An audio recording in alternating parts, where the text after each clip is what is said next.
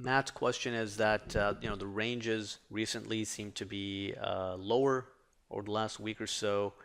Um, should we be leaning toward the minimum average range as a typical range right now, unless we start seeing some really above average volume?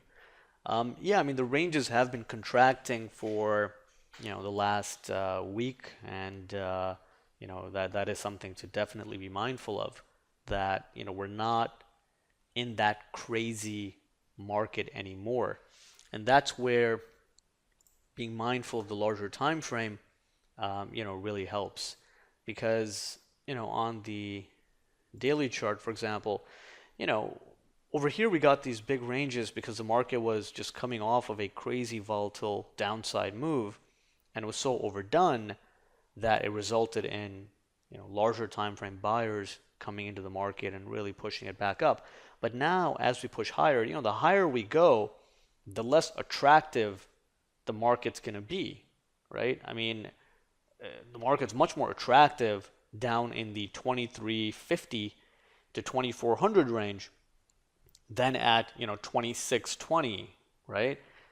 Just from a value perspective and reward to risk perspective, there's a lot more profit potential down at 2350 than at 2620, right? The market's already made a pretty significant short-term reversal here, and it's now coming into some larger time frame resistance again, and that's where, at least on the upside, it's very normal to see the ranges contract. So I think if we're going to get big ranges, then it'll probably have to be on the downside. So on the downside, there's still potential for good range development.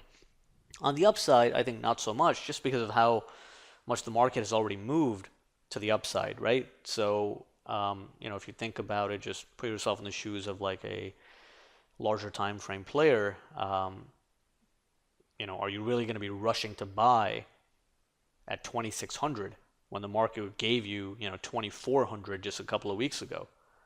So, down here, it's very attractive to buy, and that's why we get this big, huge range off of this major swing low.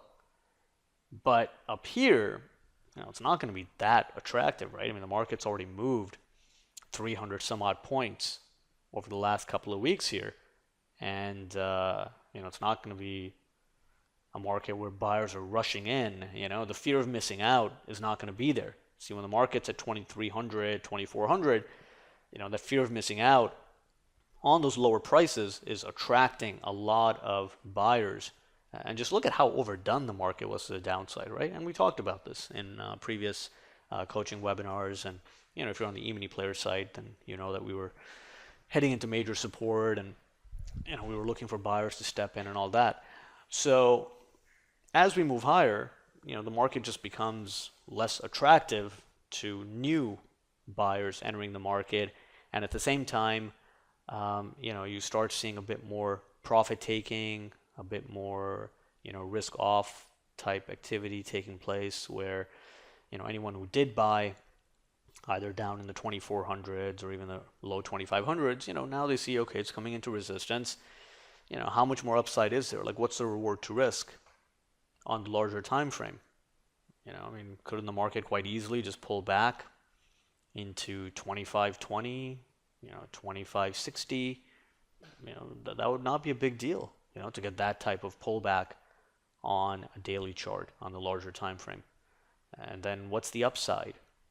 Maybe from here, the upside might be into 2640. The next big swing high is around 2680 to 90, where there can be friction. So the higher you push, I think the less potential you have of big range development on the day time frame. But if we start getting downside movement, where let's say it starts to develop into kind of a more bearish type of day, we're getting trend down type internals, and we're getting, panic selling or liquidation, I think that's where we can still get wider ranges. Look, on the downside, there could still be a wide range day that has potential to develop, but on the upside, getting a wide range day from where we are right now is going to be lower probability. Again, it's not to say can't happen. You never want to really do that because it is a game of probabilities and anything can happen. But the chances really don't favor a big range on the day time frame to the upside. And not right now, not based on this pattern. Now, if we balance for another few days and then we crack out of that or something and break out of that, that's, a different situation. But based on the current pattern, getting a big range to the upside on a bullish day is just going to be lower odds. All right, guys, that is it for the questions for today. At this point, we'll just kind of take a quick look at the larger time frame. I think I've already discussed, most of this stuff, so we're not going to go too deep into it. But looking at the current structure, the main question right now is whether this pattern of balance breakout is going to continue, because even though the buy side has been more active and dominant over the last couple of weeks here, the higher you push, the better resistance you start running into, the less attractive those prices are to fresh buyers, to new buyers coming into the market. And at the same time, because the market has put in a pretty significant upside move in a short period of time, any kind of signs of the market turning around from these higher prices can also lead to profit taking from people who are already long in this market. So even though the buyers have been quite active recently, I don't think that this is a market where you only take a bullish view and just kind of stick to that view. I think that especially as day traders, we still have to be pretty flexible as we kind of see this pattern develop. So right now some of the key areas to be mindful of would be this roughly, let's say, 94 to 2600 area. That's kind of the breakout spot over here. So we'll keep an eye on that. Like, is that holding? If you start breaking back below it at this point in time, because now the market has had chance to balance above it. So now if you start breaking below it, then this 79 to 84, 83 area comes into play. If you take that area out, it kind of invalidates the whole breakout move, and that means that anyone who bought here is going to be caught on the wrong side. They start liquidating. Anyone who bought within this balance starts probably running for the exit too, and that can lead to a move down into the balance area low at 60.5 to 64. Maybe even test some of these lower prices at that point. But right now, short term, what we're looking for is, can the market maintain some of these upward attempts, right? Some of these upward moves. You can see that even today, it's a very balanced, two-sided, neutral type of day where, the buyers kind of held it together, but they didn't really make any significant advances, right? So this is all part of the ongoing developing narrative that we need to be mindful of. So, this is a day where now we're starting to see the market get a bit more tired. We've been seeing it over the last couple of days where even when the market tries going higher, it's not like this really strong, sustainable type movement. There's a lot of back and forth taking place. So I think we need to be careful, even on the long side up here, because the market is getting overextended to the upside. And in order to continue going higher, we're going to need to see, continued buying pressure and continued upward momentum. And if we don't get that, then, the market can quite easily head lower, retrace back down. So we're in this environment where, we can't really just lean on one side. And we need to kind of, track these balance areas as they're developing. We need to see, okay, are breakouts holding? Are breakouts starting to fail? Are breakdowns on the day time frame starting to get more traction. These are all little things that add up to give us a clear picture of the state or character of the market. So, right now, you can see, does this breakout hold? Does it continue to go higher? Does this swing low at '07 quarter hold? Is this breakout even holding?